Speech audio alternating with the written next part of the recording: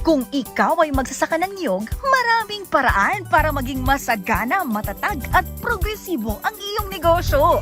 Gumamit ng rehistradong hybrid coconut seedlings at mag-intercrop ng kape o kakao sa sakahan. Pwede ring magkaroon ng manukan, kambingan, bakahan o babuyan sa iyong niyugan. Alamin lang ang iba't ibang produkto na pwedeng gawin gamit ang niyog. Lahat ng ito posible sa ilalim ng Coconut Farmers and Industry Development Plan o CFI-DP.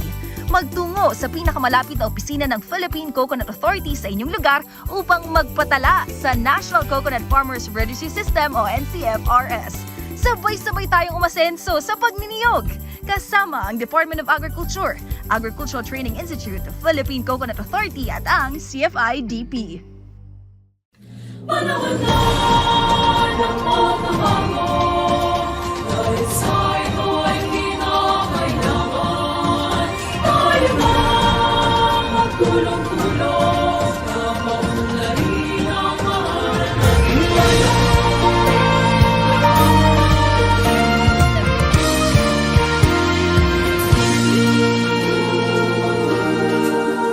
Panahon na ng pagbabago, dahil sa ito ay kinakailangan. Tayo na magtulong-tulong na paunlarin ang mahal nating bayan.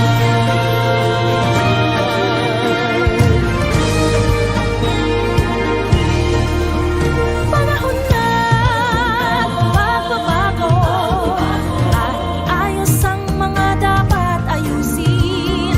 Dapat lang maging tungkulin ng bawat mamamayan dito sa atin.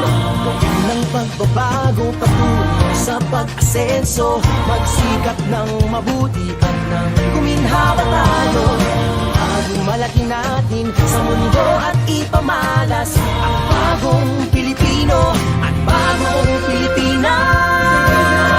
Panahon na ng pagbabago, pagpilitin natin ang sarili natin at nawala na ugali. Dahil sa ito sa atin ang lahat. Panahon na magbabago at magmula sa kahit anong larangan. Ang tagumpay ay karangalan. Alay o ihandog natin sa bayan.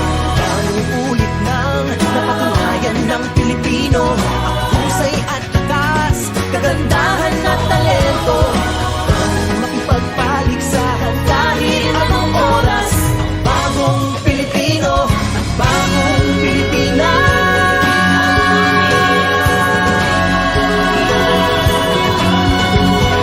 Panahon na pagbabago, buhay natin ay gawing maaliwalas. Langyan, magandang bukas, sumunga ng bagong Pilipinas.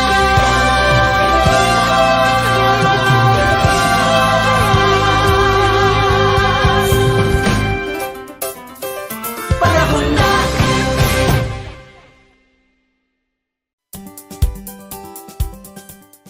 Magandang buhay, Magandang ani, Central Luzon, buhay na buhay. Ito po ang masaganang pokbuhayan na radyo eskwela sa pagniniyugan. Ito po ang ating pinakabagong programang gigising sa inyo tuwing araw ng Martes at Biyernes sa oras na ika-6 hanggang ika-7 ng umaga. Muli, ako po ang inyong radio teacher Mariel. At ako naman po ang iyong radio teacher, Met, at maaari niyo po mapakinggan ang aming programa sa 92.1 FM RTV Baler, 101.7 FM Radio Kawali ng Kasiguran at 102.9 FM Radio Kaedop ng Dingalan. At maaari nyo rin pong mapanood ang aming programa sa aming official Facebook page na ATI Central Luzon. Ayan. So mga kaway-kaway po dyan sa mga nakikinig at nanonood po sa atin via Facebook Live. At syempre katuwang pa rin po tayo ng ating Department of Agriculture Regional Field Office 3, Philippine Coconut Authority at syempre ang ating Provincial Government Unit of Aurora. At syempre, nabanggit naman na po ni Ma'am Mariel yung mga katuwang natin dito sa ating programa. Batiin na rin po natin ang kanilang mga heads at mga kanilang kasama sa kanilang mga opisina. Unahin na po natin ang Center Director ng ATI Central Luzon na si Dr. Joey Villarmino, Dr. Eduardo L. Lapus, ang Regional Executive Director ng DARFO3 at Regional Manager 3 ng Philippine Coconut Authority na si Sir Dennis D. Andres, ang Governor ng Province of Aurora na si Honorable Reynante A. Tolentino at ang Provincial Agriculturist ng Province ng Aurora ni si Sir Arnold A. Novicio. Siyempre, binabati din natin ng magandang umaga ang ating mga magniniyog na nakikinig sa ating yung mga gumising pa ng maaga dahil alas 6 itong ating programa. At na rin sa mga nanonood ng ating live stream sa iba't ibang sulok or probinsya ng Region 3. So mamaya po ay mapatalakay natin ang good agricultural practice ng coconut kasama ang ating resource person na magmumula sa DARFO3. So wag po kayo maalis, magbabalik lamang po ang masaganang kukubuhayan na Radyo Eskwela sa pagniniyugan. Magninyog ka ba? Gusto mo bang palaguin ang iyong negosyo? Sagot ka ng Masaganang Coco Buhayan School on the Air on Coconut Production and Processing. Matuto ng tamang kaalaman at mga paraan sa pagtatanim, pangangalaga, pag-ani at pag-develop ng iba't ibang produktong hango sa niyog. Lumahok sa libreng pagsasanay on air. Handog sa inyo ng Radyo Eskwela, hatid ng Department of Agriculture at Agricultural Training Institute. Makinig na sa Masaganang Coco Buhayan School on the Air on Coconut Production and Processing. O, wag liliban ha, dapat laging present! So, nagbabalik po ang Masaganang Kukubuhayan, Radyo Eskwela sa Pagniniyugan. So, para po sa ating mga tagapakinig via radio and Facebook Live, ihanda nyo na po ang inyong mga lapis at papel, ballpen, para po sabay-sabay po tayong makinig, mag-aral at matuto dito po sa ating episode number 5. At maaari nyo rin pong mapakinggan ang aming programa sa 92.1 FM RTV Baler, 100.7 FM Radyo Kawadi ng Kasiguran at 102.9 FM Radyo Kaedup ng Dingalan. At maaari nyo rin po itong mapanood sa aming official Facebook page na ATI Central Luzon. Ayan, so I'm sure ready na partner na yung ating mga tagapakinig na matuto para po sa ating episode number 5. So sa ating pong talakayan sa episode number 5, ang ating pong makakasama ay isang agriculturist 2 mula po sa Department of Agriculture Regional Field Office 3. So sabay-sabay po nating i-welcome ang ating pong tagapagsalita para sa episode 5, Sir Roel Rubion. So magandang umaga po, Sir Roel. Magandang umaga po, sir. Ayan. So, syempre, bago po tayo tumungo sa ating talakayan, baka meron po kayo mga gustong batiin at i-shout out dyan dito sa ating Okay, so yes, good morning sa lahat na tagapakinig ng inyong programa. Lalo na po dito sa dalawang maganda nating mga host, no? So, good morning. Lais ko lang batiin ang mga magsasaka na sila po yung bayani natin. Na at the same time sa amin Regional Executive Director, Doc Lapos, at saka aming dalawang RTD, si Doc Art, saka si Doc Irene. At the same time, doon sa aming Chief Regulatory Division, kung saan po yung may mandato dyan ay yung GAP. Doon po natin mahanap si GAP na si Dr. Sandri Bakay po yung aming chief. At the same time po, ang aming focal person po ng GAP ay si Ma'am Marilyn Gilardi po. Alright, ayan. Magandang umaga po sa ating mga kasamahan, ating mga chief, director mula sa DA RFO3. At syempre, sabi nga ni Sir na yung ating mga magsasaka, tama po kayo dyan, Sir, na talagang yung ating mga magsasaka, magniniyog sila yung ating mga bayani. Yes, sila ang bayani and at the same time, sila yung bida dito sa ating programa. Especially sa mga magsasaka ng niyog.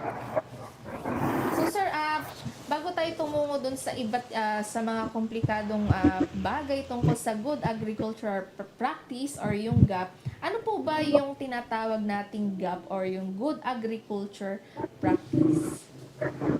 Yes, so si Good Agricultural Practices po ay under po sa Republic Act 611, which is yung Food Safety Act of 2013 po. So doon nakapaloob po si GAP at si Good Agricultural Practices. Ito po yung set of standard lang po for the safe and sustainable production ng crops at it aims to help our farm owners maximize yield and optimize business operation while maximizing their cost of production and environmental impact. So meaning, si Good Agricultural Practices ay meron siyang 4 na modules na dapat pag-aralan ni magsasaka para ma-meet niyang GAP certification. So ano po ito? So ito po yung number 1 po, ito po yung food safety itself.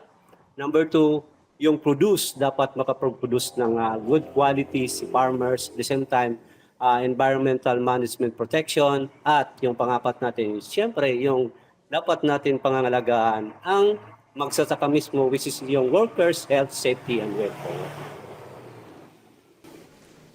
Alright. So, ayun po, no? So, napakaganda po pala ng good agricultural practices, ano po. So, medyo may mga 4 siya na module na kung saan tatalakayin naman po yan maya-maya lang. So, nakakatawa lang, partner, na talagang yung good agricultural practices, ito yung nag-set ng standards na kung saan hindi lang iisa yung priority. Tama, sir, na hindi lang po iisa yung priority, hindi lang makapag-produce, hindi lang naman po tayo doon.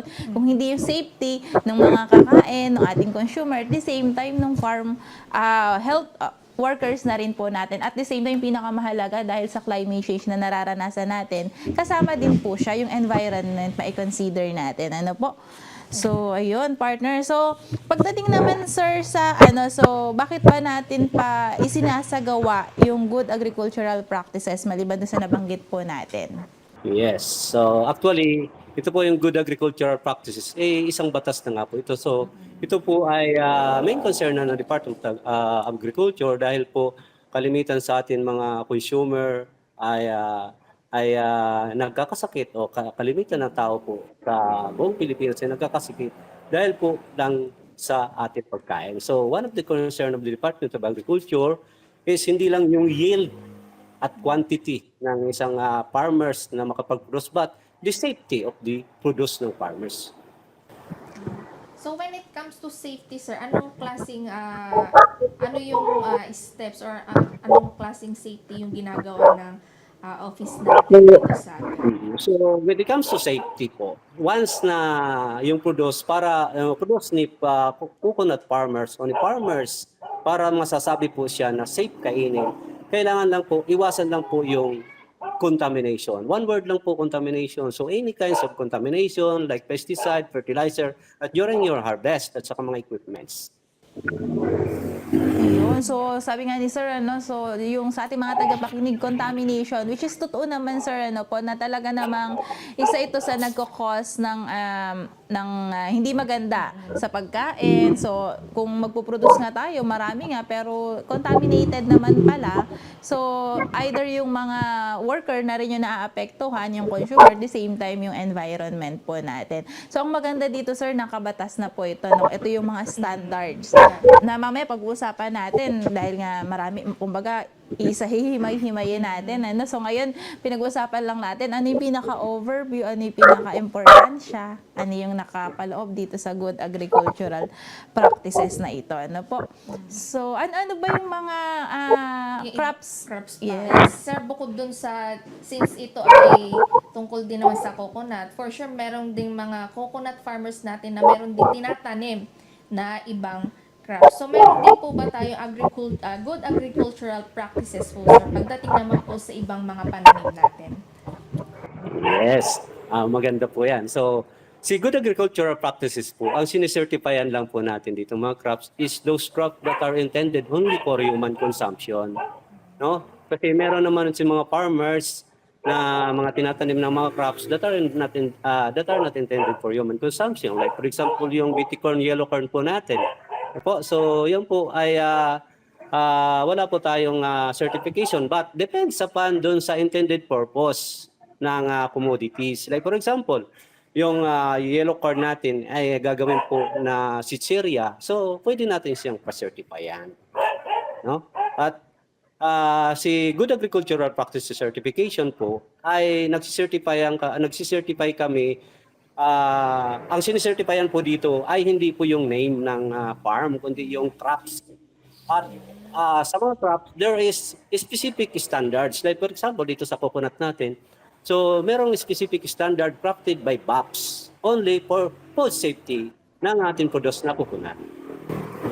Alright. So, ayun, partner. So, para sa mga tagapakinig natin, kapag sila, sir po, syempre may certifying body, no? Mamaya mapag-usapan natin sino-sino yung bumubuo dito. Pero hindi pangalan ng farm yung isine-certify kung hindi yung crop. So, yun yung kailangan maintindihan din ng ating mga tagapakinig na yung crops na kung ano po ipapa-certify natin under GAP. Yan. For sure, meron din mga sigurong nami-misunderstood din na baka mamaya kasi ganito under na GAP. PhilGAP certified. Yun pala, para sa ating mga manonood at nakikinig, lagi po natin tandaan na ang isine-certify yung pananim natin, yung crop mismo. So, nanggaling na po yan sa ating resource person. Yan, sir. So, papunta naman po tayo dito sa coconut. Ano ba yung mga minimum standard para makapasa dito sa tinatawag natin na GAP coconut? Yes. So, sa GAP coconut po, since na-under po na siya ng PCA, so there's a process naman during inspection. At ang minimum standard po dito, mamit lang nila po yung 4 na requirements. So, 4 na modules. No? So, mabibigyan na po sila ng certification. Sabi ko kanina, atin 4 na modules, yung food safety, product quality, environmental management and protection, at workers' health, safety, and welfare. So, mapasa lang po nila yung minimum requirements na yan. Kasi may corresponding facilities po na dapat gawin si farmers, ay mabibigyan na sila ng certification. Yun, sige. So, sa nabanggit nyo nga, sir, PCA po, since sa coconut naman po siya under, ay sino-sino pa yung mga kasama natin or bumubuo ng certifying body during the inspection or other na activities before po ma-certify ang isang commodity or yung pinaka-may-ari ng farm? Yes, for example po ito sa coconut po. So during inspection po, dapat meron pong representative si PCA during inspection. Kasama niya po yung mga PhilGAP inspector coming from other region designated man or deputized inspector.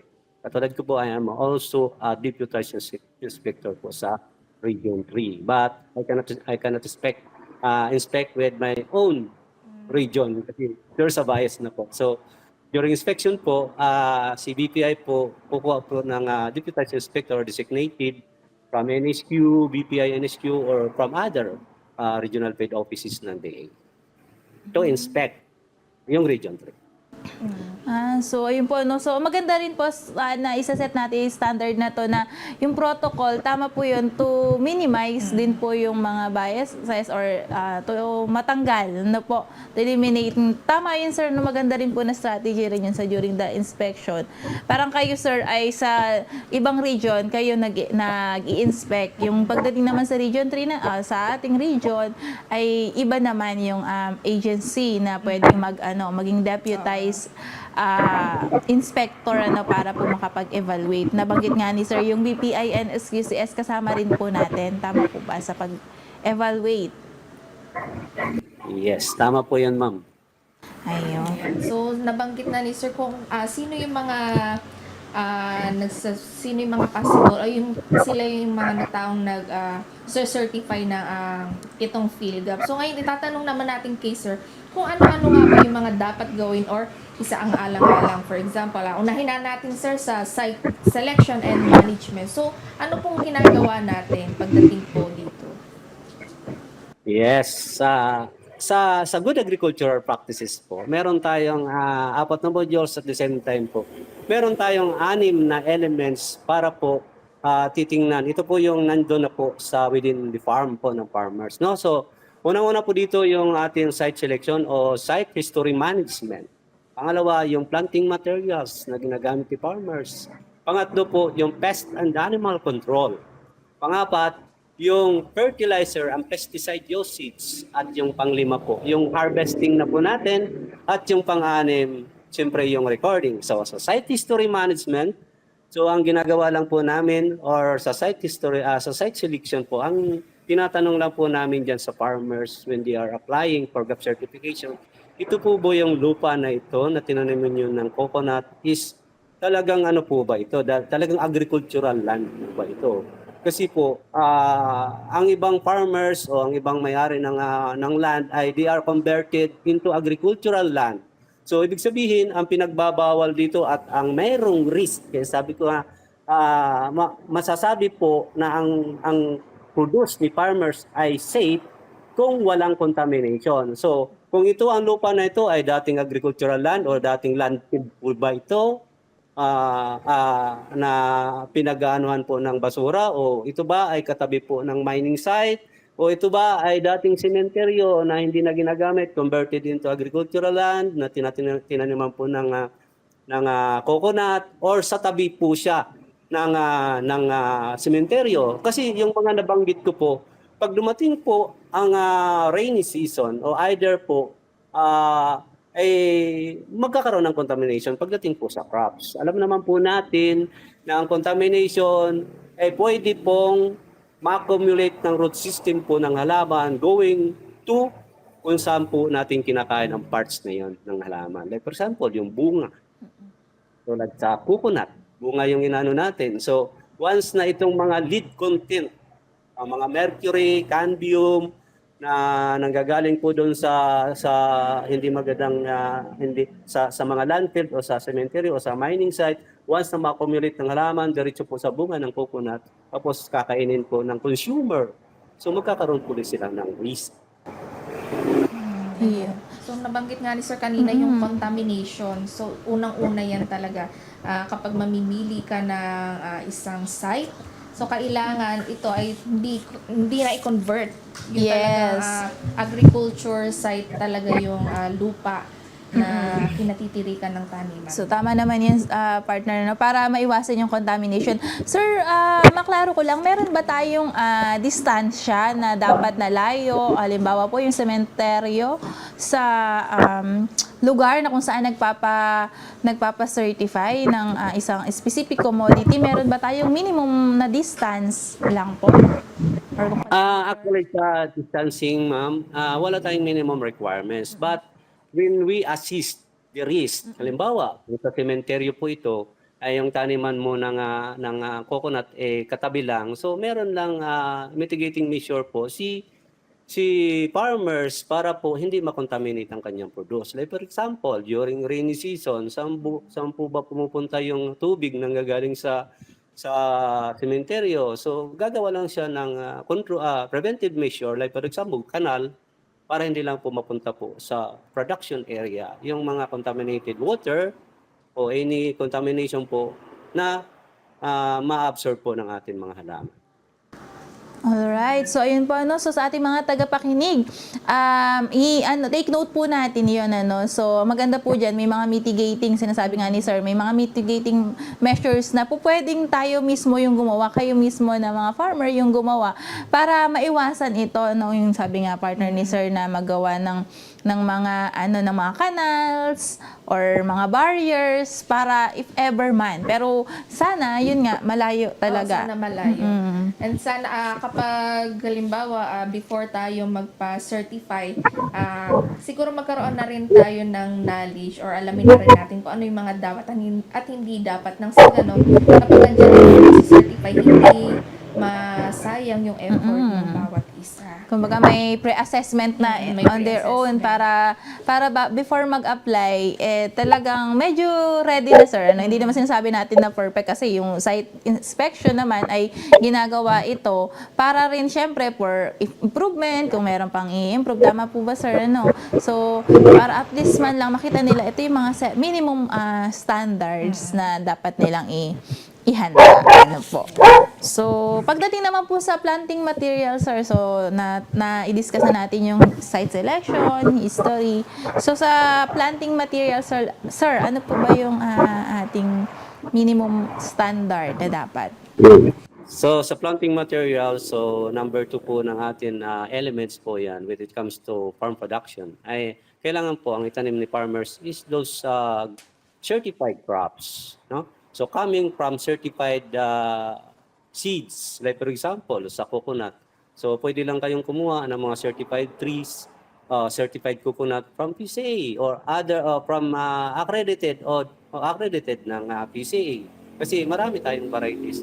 May varieties po tayo diyan na tinitingnan. Depends upon doon sa purpose po ng farmers, no? Sana itatanim nila kung gusto nila yung tall, gusto nila yung dwarf. So yun po. Basta po siya kung po pwede lang po ay yung mga insect varieties po. Kung po pwede lang.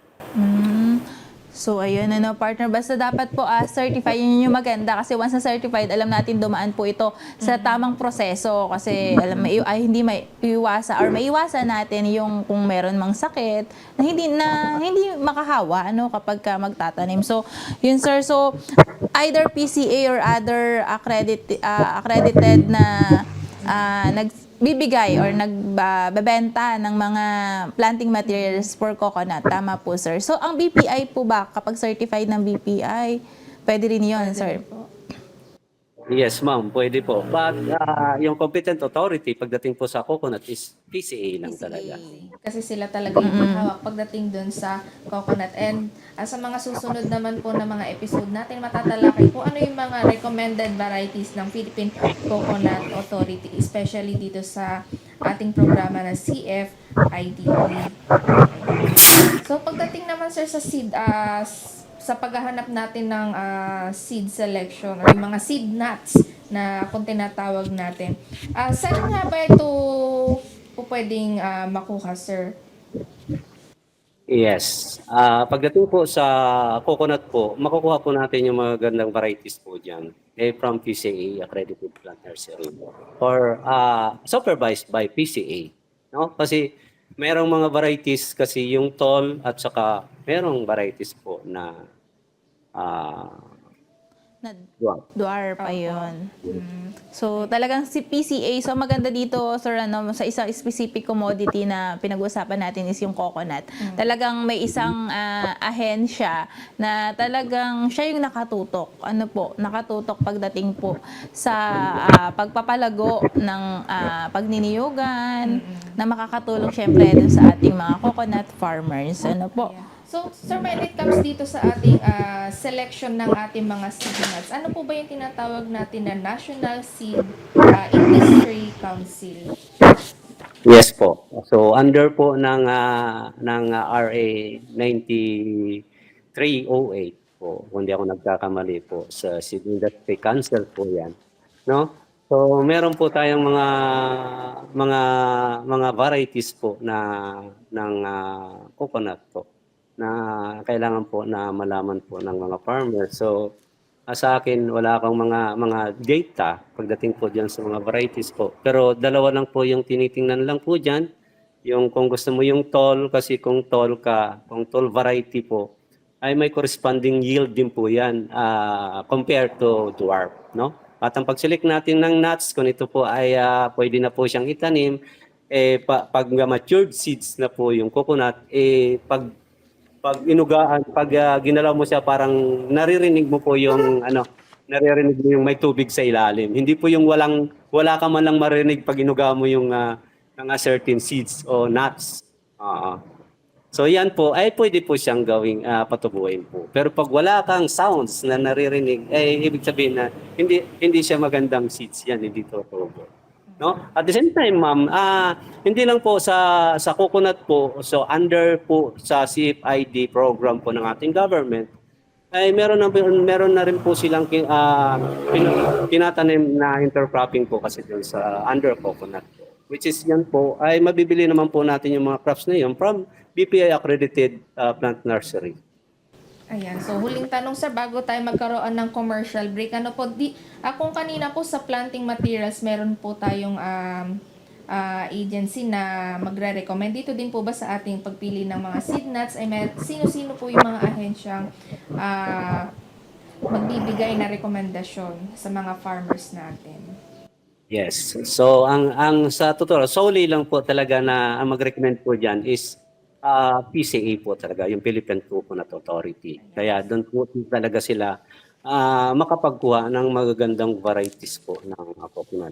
Ayan. So, para sa mga nakikinig at nanonood po, lagi po nating tatandaan na ang magre-recommend lang po sa PCA po tayo makinig ba mamaya may mga kakilala tayo na basta-basta na lang nagre-recommend. Of course, baka katulad nga nung sinabi ni Sir Eugene sa ating nakaraang episode na baka mamaya yung bunga pala or yung mother palm ay may diferensya. So, isa yun sa magkukos ng pangit na production or productivity ng magiging coconut natin. So, iwasan natin yun. Kung gusto natin mas maging maganda yung production ng ating coconut, ay makinig lamang or mag-search lamang tayo or pumunta sa pinakamalapit na PCA office para malaman natin kung ano yung mga recommended na variety na po pwede natin itanim na mga ano. Yeah, so ayan So again, ang maganda kasi dito pag certified talaga ng PCA, alam mo dumaan yun sa tamang proseso Yun po yung yun yung gusto naman natin. Bukod sa sinasabi nga ni Sir, may iba't ibang variety, may tall, dwarf, at the same time, yung applicability, kung adaptable ba yung variety sa inyong mga lugar. So kailangan masusi nating tignan natin yung website ng PCA, tignan natin ano yung iba't ibang varieties na certified sa kanila or registered sa kanila. At kung ito po ay akma po dun sa lugar ninyo. So, yun yung mahalaga. Ano po? So, pansamantala po nating puputulan yung ating talakayan. Bagamat napakasaya po at napaka-informative ng ating talakayan, tayo po ay babalik makalipas lamang po ang ilang paalala. At yan ang masaganang Coco Buhayan, School on the Air on Coconut Production and Processing, live sa inyong Radyo Eskwela. Ang programang ito ay handog sa inyo ng Department of Agriculture at Agricultural Training Institute. Makinig at matuto on air dito lang sa masaganang Coco Buhayan, School on the Air on Coconut Production and Processing. Nagbabalik po ang masaganang kukubuhayan ng Radyo Eskwela sa pagniniyogan. At para po sa pagpapatuloy ng ating talakayan ay pinag-uusapan pa rin natin ang tungkol sa good agricultural practices. So kanina sa ating first half ay sinabi natin ni Sir kung ano yung kung ano nga ba itong gap natin at paano tayo masacertify ng ating bawat Department of Agriculture Regional Offices dito sa ating pag-apply, pag-certify ng ating mga crops. So ngayon naman po alamin natin kung ano pa yung ibang pwedeng mangyari or ano pa yung tungkol dito sa ating gap form. Ayan. So, tama ka dyan, partner. So, kanina natalakay na ni Sir yung mga pagpili ng site selection or history, planting materials, and seed nuts. So, ngayon naman dadako tayo, Sir, sa pest control management. Ano ba yung mga minimum management practices na kailangan para po, syempre, makapasa po yung ating specific commodity under GAP? Yes, tama po. So, from pest and animal control, so we are looking for the safety of our produce. So, pag pest kasi ang pinag-uusapan, si farmers and mindset niyan ay gagamit talaga ng pesticide, no? So, dito nakapokus ang mostly ang inspection pagdating po sa GAP certification kasi ang pinag-uusapan ay food safety. So, dapat in-encourage namin yung mga farmers na nag-apply sa GAP certification, ang chemical usage ay spraying ito po ay last resort na lang po dapat ni farmers. But meron tayong nire-recommend yung IPM po natin.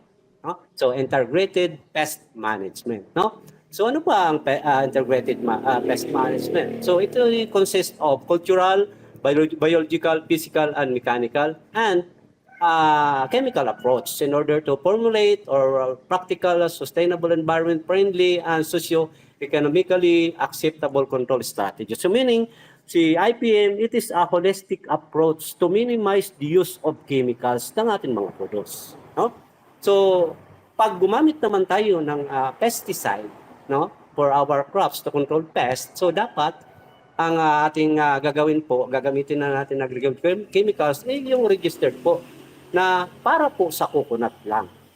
So, kung bibili tayo ng pesticide ay na pagko-control ng pest, ay dapat yung registered po ng competent authority, which is yung EPA, that are intended for coconut only, no?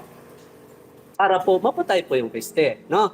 Pangalawa, so ang paggamit dapat ng chemicals po in accordance at may approved level po ito. So meaning, dapat susundan po ni farmers kung ano po ang instruction at dosage po na nandun po sa pesticide na yun. Kasi po, ang pesticide, pag ginamit po natin ng sobra, magkakaroon po ng resistance ang ating mga pest. Pag ginamit natin ng kulang, ay magkakaroon din po sila ng pest resistance po, no?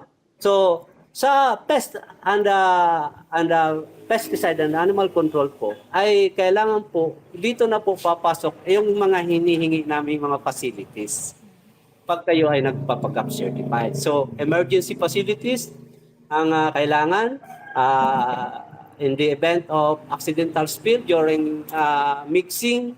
So, kailangan po may proper lagayan po sila o may proper mixing area po pag nagtitimpla po sila ng pesticide.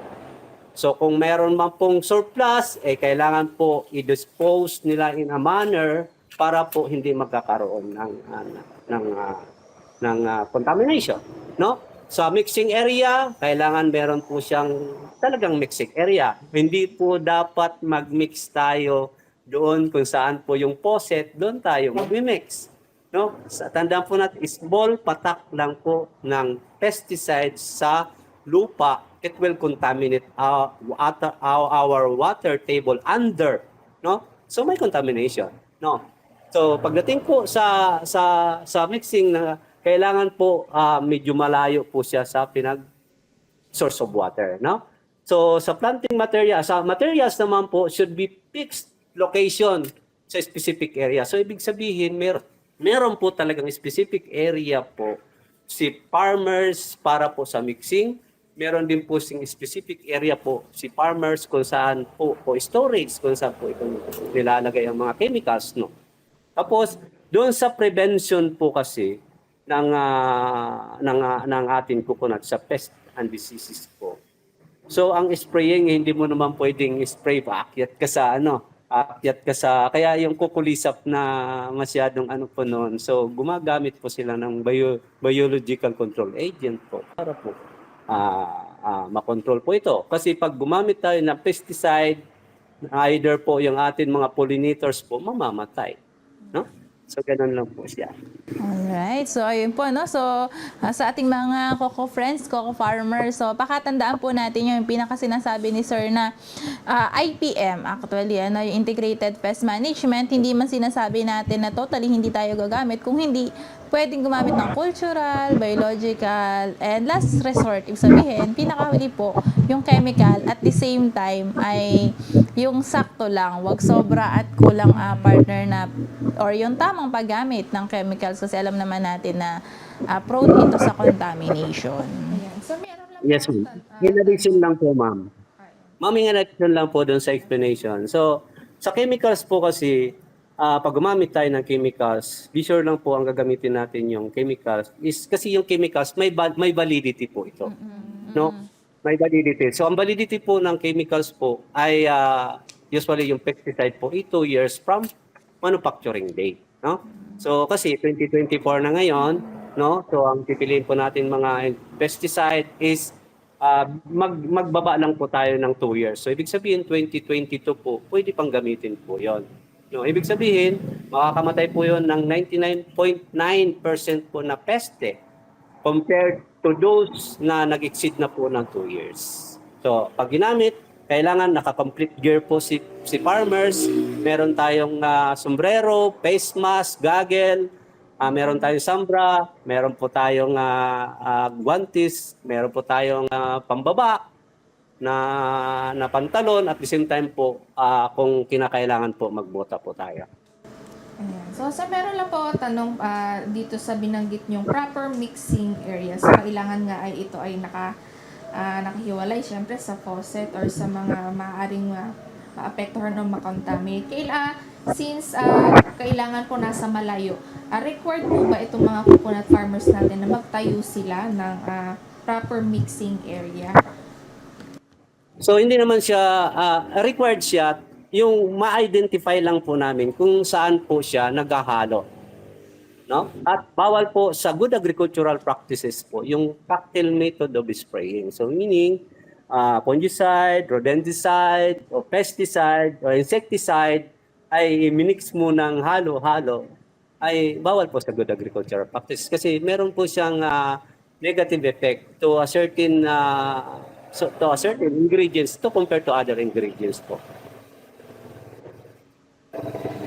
So, sa mga coconut farmers po natin, tandaan po natin, since ito ay sobrang technical at konting pagkakamali mo lang ay maaari maapektuhan yung mga pananim natin, yung mga taniman natin. So, mahalagang i-take note po natin yung sinasabi ng ating resource person nang sa ganon ay magkaroon ng maayos and standard na pamamahala dito sa ating pananim or sa taniman ng yun.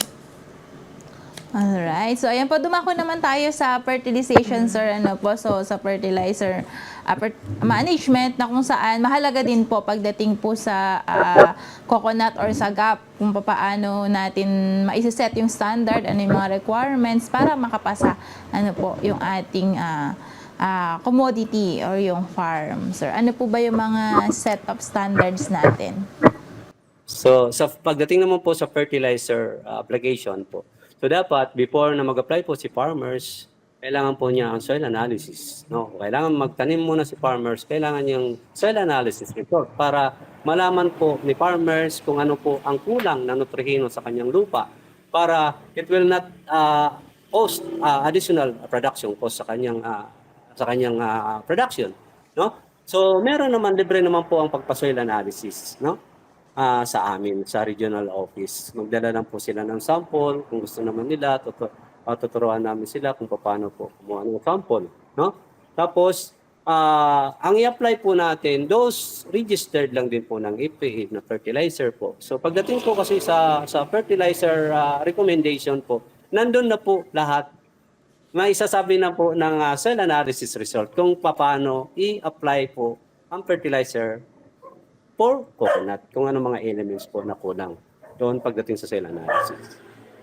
At pagdating naman po sa organic fertilizer, dahil si farmers po, gumagamit naman po siya ng organic siguro, so ang nire-recommend lang po namin yung fertilizer that is fully decomposed. So pag hindi siya fully decomposed, paano malaman? Siyempre, meron siyang foul odor. At the same time po, ay pag hinawakan mo yung isang compost po, pag mainit po siya, ibig sabihin po yan, nag-undergo po siya ng composition. So, hindi pa siya fully decomposed. So, it is not advisable po. Kasi maapektuhan po yung growth ng ating mga coconut. Alright. So, ayun po. So, bali, ang nabanggit ni Sir kanina is soil analysis. So, libre naman po ito. Makipag-ugnayan lang sa malalapit na municipal agriculture offices or sa DA region para prior po talaga, mayroon tayong management. Alam natin yung characteristic or ano natin kalagayan ng lupa. Ano yung kulang at ano yung marami dito para hindi naman maglalagay tayo ng fertilizer. Sobra-sobra pala. Hindi naman pala siya kailangan. So, bali yun, sir, yun yung ating basihan, soil analysis lang po. At kung organic naman po ay organic farming yung pinapractice, dapat nabanggit ni sir. So yung ating mga coconut farmers dyan ay dapat yung fully decomposed at walang amoy, yung masamang amoy para masabi talaga na organic yung pinapractice natin. Ayan. So, sir, pag dumako naman po tayo dun sa ano, no? So, again, at isa pa po, yung FPA registered fertilizer na, sir. So, yun yung hindi natin dapat malimutan talaga. Na pagka mag-a-apply kayo, siguraduhin natin kasi ang FPA, sila po yung ahensya na talagang nagsasabi, nagbibigay ng ano, ng kasiguraduhan na inilalabas na produkto, mapa fertilizer and pesticide man yan, ay registered at hindi gawa-gawa lang ng kung sino-sino. Kasi alam naman natin, sa GAP kailangan may iwasan natin contamination at the same time yung hindi magandang epekto sa health ng consumer at the same time ng workers. Saka meron din kasi mga instances din, hindi naman din natin maiiwasan na may mga farmers na kapag dun sa kapwa farmer nila, mayroon silang nakita at yung mga farmer nakakilala nila, meron parang in-innovate or parang inimbento, ganon. Tapos sinasabi niya or na sabi niya na maganda yung naging epekto dun sa kanyang pananim ay syempre mas makinig pa rin po tayo dun sa may kasiguraduhan. So andyan po yung mga ahensya natin, yung ating municipal agriculturist, lapitan po natin sila na sa ganon mas magamit natin yung tama na proseso, yung mga fertilizer na dapat gamitin natin sa ating mga pananim. Ayan. So, ayan napaka-informative na ating discussion. Pagdating naman, sir, dito sa harvesting, ano yung mga proper management, the practices na dapat gawin ng ating mga coconut farmers na naka-angkla dito sa GAP? Yes. Actually, sa harvesting po, medyo masilan lang po si good agricultural practices pagdating po doon sa maturity indices, no? Kailangan titingnan natin yung maturity indices ng crops, the same time po yung paglalagyan po ng kanilang mga harvest, no? Lalo na po yung kung halimbawa sa coconut, ano po ba pag hinarvest mo ba ito, kung ano ang purpose, kung para lang po ba sa buko o para po doon sa nuts, no? Kasi may cross contamination pagdating po doon sa pinaglalagyan. Kasi ang pinaglalagyan po ng mga harvesting po natin ng mga crops, may intended purpose for lalagyan po talaga, no? Pero sa coconut, wala naman sigurong ibang pinaglalagyan kundi siguro yung kulong-kulong kung ano po nila, no? Pero basta malinis lang po siya, no? Baka mamaya ang pinaglagyan nyo po ng pag-harvest nyo ay yung kulong-kulong, tapos nagakot po kayo ng manure, hindi nyo hinugasan, so may contamination. So sabi ko nga, si Good Agricultural Practice na nakaangkla po sa Food Safety Act, so iwasan lang natin yung contamination. May food safety ang ating buko na pinoproduce o ang ating coconut na pinoproduce. So kailangan, titingnan lang natin, i-harvest natin ng tama para magtatagal po ang kanyang shelf life. Kung ito man po ay hindi mabibili, no? Pag in-harvest namin ng tama, hindi siya kagad ma-deteriorate at yung pinaglalagyan lang po ng mga harvest natin, no?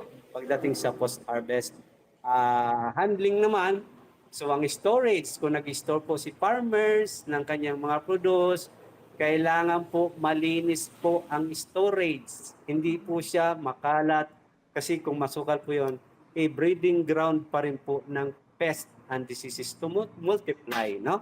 Doon sa kanyang storage, no? At the same time po, si farmers dapat hiwalay ang kanyang storage doon sa kanyang mga chemicals, fertilizer. Kasi kung magkatabi po yan, may cross contamination po sa mga pest at saka sa chemicals po. So meron po siyang risk pag kinain po ng ating mga consumer. Ayun. So, yun po. Ano? So, ang maganda dito, partner, ano, talagang maintindihan ng ating mga kamagsasaka na yung safety during the harvesting ay mahalaga rin, lalong-lalo na sa paglalagyan. Yun yung in-emphasize ni Sir Roel na dapat iba yung pangbuko, iba yung pangniyog, kasi nga possible na kapag saan-saan lang nila ilalagay or sa transportation, maaari nga namang masira or yung deterioration rate mas mapabilis. Hindi mapuprolong yung shelf life. Alam naman natin buko kapag pag nasugatan is pwede siyang maging brown or masira. Tama, sir, ano po? So, yun yung tatandaan lang po natin. Pero, sir, sa harvesting, yung kailangan ba, yung maturity na sinasabi natin, dapat ma-harvest siya dun sa specific maturity na for harvest na yung specific variety. So, na-check din po ba natin yun? Yes, ma'am. So depende po sa purpose po ng farmers kung bakit siya nag-produce po ng nyug. Kasi ang nyug, kuminsan, si farmers, di ba, ang hina-harvest nila for buko lang. Oo, yung iba naman for kopra. No? So yung for buko, ang pag-harvest po noon, unang-una po ang pagkuha ng bunch po sa taas. Kasi pag binagsak sa lupa, masisira ang buko. Mabilis ang deterioration, bababa ang kanyang pagbebenta kasi doon sa produce quality ay na-miss niya po yon. So ibig sabihin, meron siyang certain practices po kung paano siya mag-harvest. Yung mga techniques po para hindi po masisira ang kanyang produce. Para yung shelf life, kasi sa labas noon, yung buko, buo, pero sa loob, basag na pala yung shell. So magkakaroon po ng agam-agam ang namimili. Katulad ko, kung bibili ako sa certain magbubuko, tapos ininom ko yung buko, yung pala, maitim na sa loob kasi bumagsak nga siya. So depends upon doon sa practices ni farmers. Na hindi kami masyado strict doon sa practices unless po na i-follow nila what is the protocol pagdating sa standard ng coconut. Ayun. So, pakatandaan po natin yan, na dapat as early as magpa-farming kayo ng coconut, alam na natin na yung purpose natin. Para pag nag-inspect talaga, alam natin na ito yung set of standard, minimum set of standards kung buko siya. Hindi siya pwedeng halo, partner. Kasi tama nga yung sabi ni sir, hindi naman pwedeng maganda yung buko sa labas, sira na pala, pagkain siya. So, definitely the consumer po will suffer, sir. So, kailangan talagang maintindihan papaano siya i-harvest, kung ano yung purpose nito. Ito ba ay kopra or buko? Tsaka critical din itong harvesting natin kasi yun nga ito na yung pagkukunan natin nung pinaghirapan natin kasi di ba ang tagal magpatubo ng nyug, tapos in the end sa pag-harvest lang natin na konting mali lang natin ay hindi na natin maibebenta yung mga buko natin na masasayang lang. So every detail, every maliliit na mga standard lang. So, kailangan nating sundin na sa ganun, hindi masayang yung pagod at yung pera na magagamit natin dito sa pagsasaka natin ng niyog. Alright. So, ayun po, nabanggit na ni Sir yung harvesting at actually, pati post-harvest, post-harvest handling, which is napakahalaga pagdating po sa mga commodity na para ma-prolong natin yung shelf life neto. So, Sir, yung recording naman na part na sinasabi po natin, papaano po ito yung proper recording? Okay, so it is from 6 na po na elements po natin when it comes to production ng coconut or ng any crops, no? So sa recording naman po, required po ang pagre-record talaga sa good agricultural practice. Wala po kaming nire-required po kung saan po siya maglista o mag-records, but ang sinasuggest namin kailangan po sa notebook po. Kasi during inspection po, hinahanap po ng inspector ang records. Kasi doon lang namin ma-validate kung tama ang practices. Kasi pag meron pong recall, halimbawa, meron siyang merong reklamo. So pwede natin mahanap doon pagdating sa record, no? So ang records po ni good agricultural practice is from primary production to post-harvest stages lang po. Kasi si good agricultural practices ay mag-umpisa lang po na nagbungkal ng lupa hanggang po siya nag-harvest at nag-post-harvest. Yun lang po ang sakop ng PhilGAP certification. So meaning, pag ito ang buko, ginawa mo pong virgin coconut oil, hindi na po sakop ng GAP certification. But the raw materials that you are using for virgin coconut oil is GAP certified na buko. So ang ibig sabihin, so meaning Ang good agricultural practices po, ang sakop niya lang po ay from primary production lang po hanggang post-harvest stages lang po ng Sa bagay kasi ng sir, crop. yung virgin coconut oil ay byproduct na. Yes. So ang certification po diyan ay si good manufacturing na. Hindi na po sakop ng GAP, no? Sa recording po, any activities pagdating po sa primary production hanggang po siya nag-harvest, post-harvest po. Yun lang po ang mga i-records niya sa notebook. No? Kung ano ang ginamit, na kung paano siya nagtanim, kung saan ang galing ang kanyang tanim, planting material, kung ano ang pag-fertilize niya, kung paano siya naglinis ng kanyang nyugan, kung paano siya nag-spray, kung paano po siya nag-harvest. Lahat po ito na bawat activities during ng kanyang production ay nakalista po sa atin notebook o sa atin record book.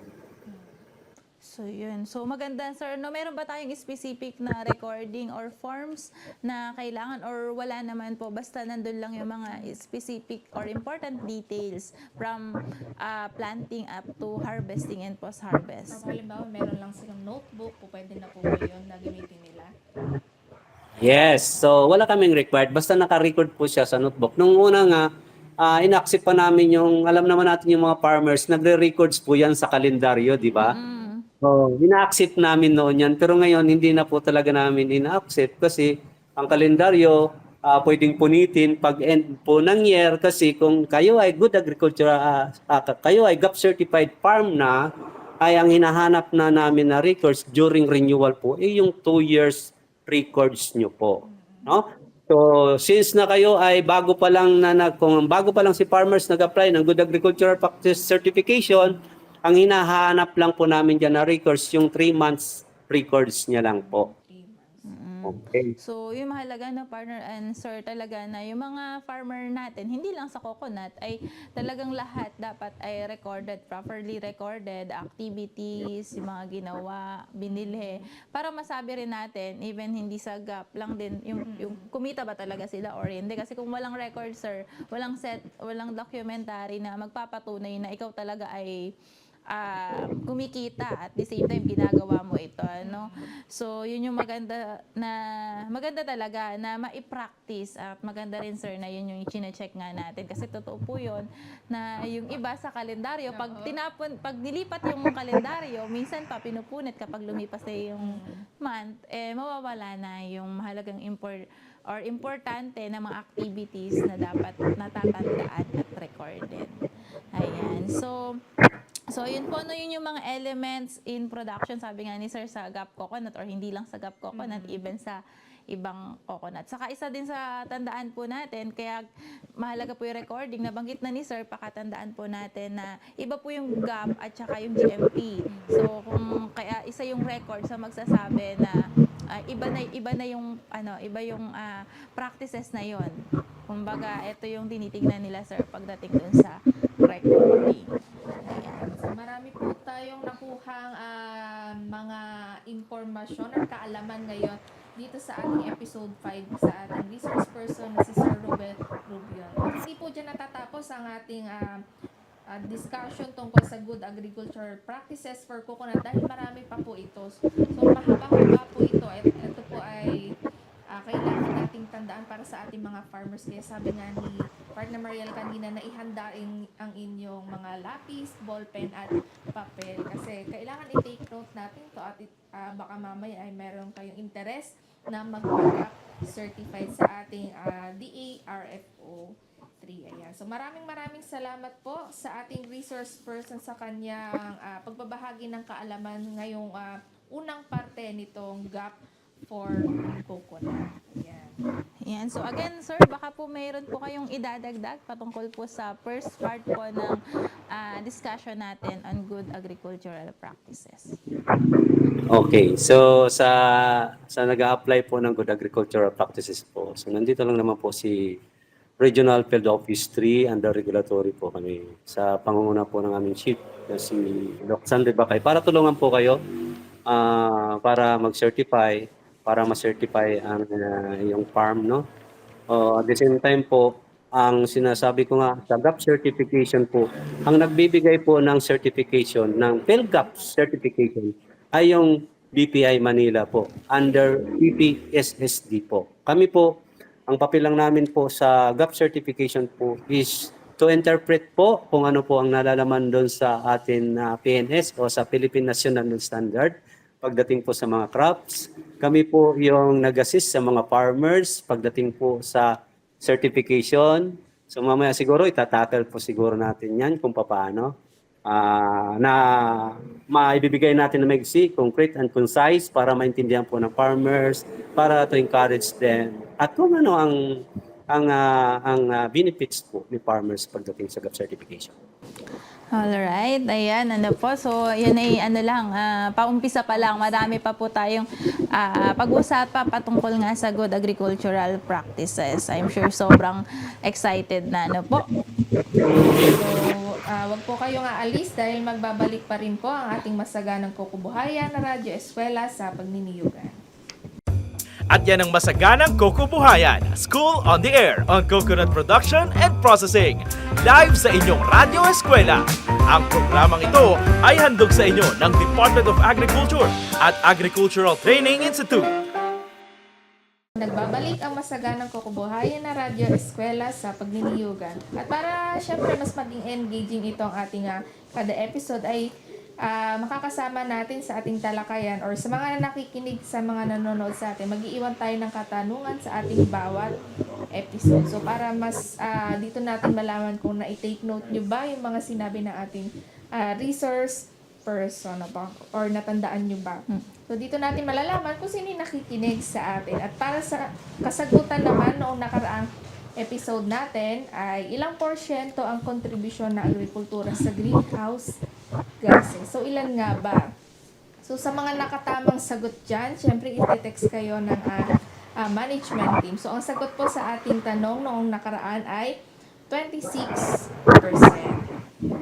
Alright, congratulations po sa mga nakakuha ng tamang sagot at the same time kung sino man po yung mananalo. Ayan. So, para syempre sa ating mga tagapakinig na masigasig na laging sumasagot, magkakaroon po ng chance na manalo ng 100 pesos worth of load yung makakakuha ng tamang sagot at mapipili po. Random po yung pagpili natin. Ano po? At huwag tayong magsasawa na sumagot. Bonus lang naman ito kasi yung kaalaman pa rin po na matututunan na may apply po ninyo, yun yung mahalaga.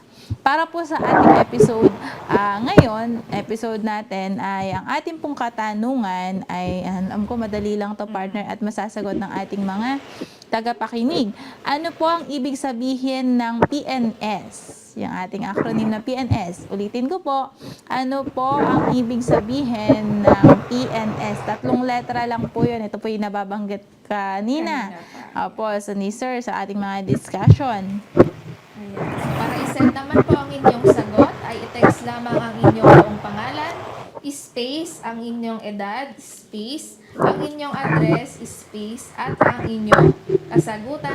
At i-text lamang po sa numerong 0992-991-8235. So, ulitin ko po ang katanungan ni Ma'am Mariel kanina. Ano po ang ibig sabihin ng PNS? 3 letra lamang po. Ayan, isang oras na hitik na impormasyon na naman po ang ating pinagsaluhan ngayon pong ika-5 episode po natin. Ano po, at I'm sure na marami tayong natutunan. Pero sabi nga, ito po ay pang-una pa lang na parte sa good agricultural practices. Ayan, hanggang muli po sa ating susunod na episode, makita-kita po tayo sa oras na alas 6 hanggang alas 7 ng umaga na mapakikinggan sa 92.1 FM RTV Baler, 100.7 FM Radio Kawadin ng Kasiguran at 102.9 FM Radio Kaedup ng Dingalan. Muli, ako po ang inyong radio teacher Mariel. At ako naman po ang inyong radio teacher Memet. At ito Ito po ang masaganang kukubuhayan, Radyo Eskwela sa pagniniyugan. Magandang buhay, Magandang ani, Central Luzon, buhay na buhay.